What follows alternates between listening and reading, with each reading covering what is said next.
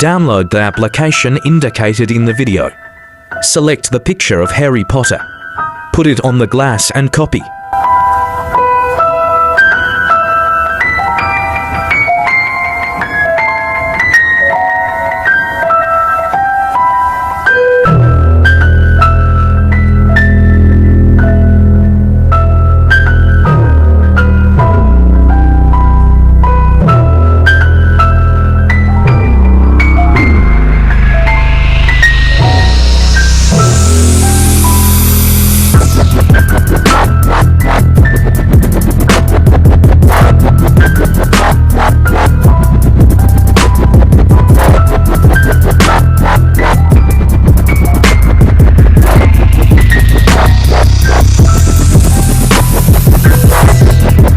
Don't forget to subscribe and like.